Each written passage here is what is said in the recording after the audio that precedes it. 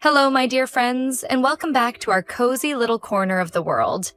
I'm Alice, and I'm so happy you're here with me today. You know, learning English can feel like such a big journey. Some days it feels exciting, but other days it feels heavy, maybe even frustrating.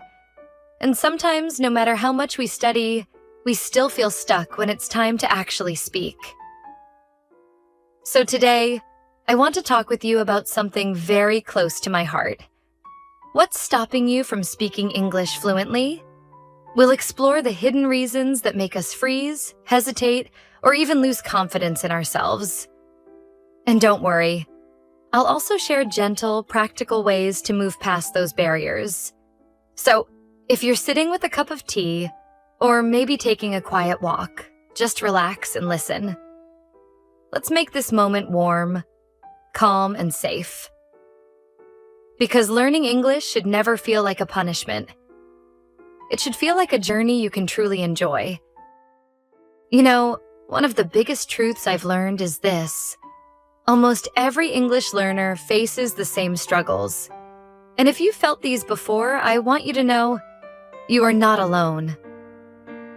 The first struggle is fear of making mistakes.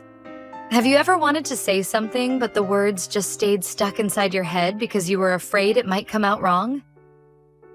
Many learners feel this.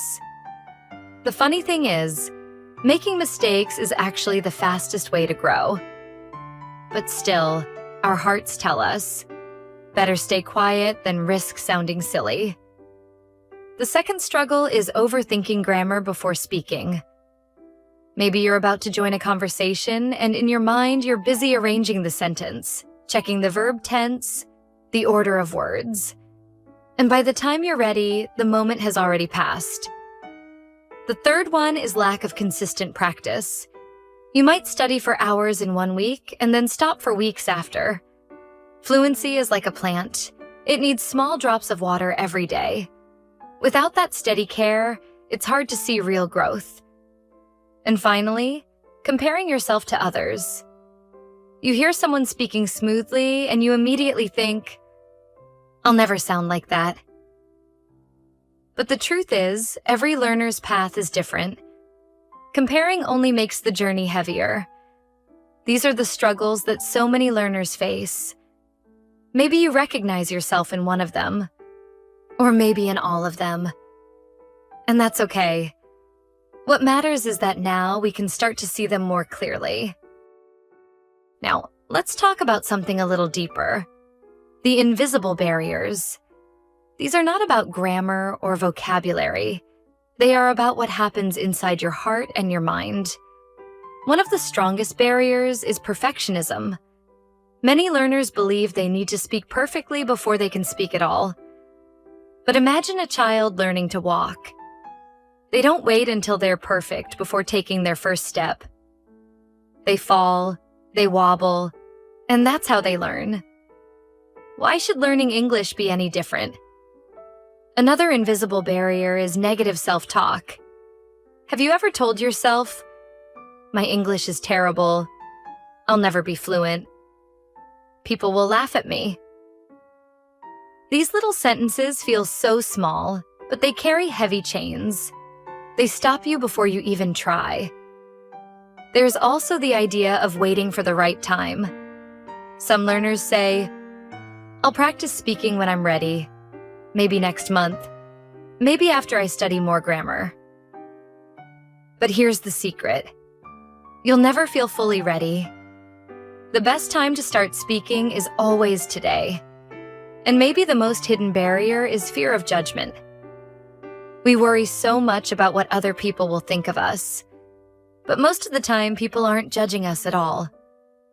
In fact, they're usually happy that we're trying to communicate. These invisible barriers are tricky because you can't always see them. But once you recognize them, you can begin to loosen their grip. And slowly, step by step, you'll feel lighter, freer, and more confident when you speak. So now that we see the struggles and the invisible barriers, let's talk about how to gently move past them. The first way is speak a little every day. You don't need a partner every time. You can talk to yourself, describe what you're doing, or even read out loud. Think of it like watering a plant. A few drops every day are much better than one big bucket once a month. The second way is focus on communication, not perfection. Imagine you're ordering food at a cafe. If you say, "I want coffee," instead of, "Could I please have a cup of coffee?" people will still understand you. Fluency is not about fancy sentences. It's about being understood. The third way is reward yourself for small progress. Maybe today you learned 5 new words. Maybe you joined a short conversation in English. Celebrate those wins. Smile. Give yourself credit. Maybe even write it down in a little notebook. Progress becomes stronger when you notice it. Another way is find safe and cozy spaces to practice. That could be an online speaking partner, a study group, or even listening to podcasts like this one. When you practice in a comfortable space, you feel less afraid of making mistakes. And here's one more. Be kind to yourself. If you forget a word, if you pause, if you mix up grammar, it's okay. Remember, mistakes are not failures. They're proof that you're learning. Each of these steps may feel small, but together they create a big change. Fluency doesn't come in one big jump. It comes through little steps, taken again and again with kindness and patience. My dear friend, I want you to remember something very important. Fluency is not about speaking perfectly. Fluency is about being brave enough to speak, even when it's not perfect.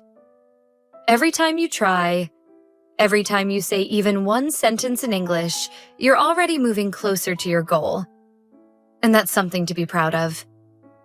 If you ever feel stuck, remind yourself, mistakes are not signs of weakness. They are signs of courage. They show that you are learning, practicing, and growing. And please don't compare your journey to someone else's. Your voice, your pace, your progress, they are unique to you. And that uniqueness is beautiful. So take a deep breath right now. Feel a little lighter, because you are capable of so much more than you think. Step by step, word by word, you are building your fluency. And I promise you, you are doing better than you realize. Thank you so much for spending this time with me today. I hope our little talk helped you see that the things stopping you from speaking fluently are not permanent walls. They're just small barriers that you can slowly step over. Before we say goodbye, I'd love for you to take a quiet moment and reflect. What's the one thing you feel is stopping you the most? And then ask yourself, what small step can I take today to move past it? It could be speaking one sentence out loud, or sending a short message in English, or maybe just being a little kinder to yourself when you make a mistake. Whatever it is, remember, you are not alone on this journey. And I'll be right here with you, every step of the way. Until next time, stay cozy, stay confident, and most of all, keep speaking English. This is Alice wishing you a wonderful day. Goodbye, my friends.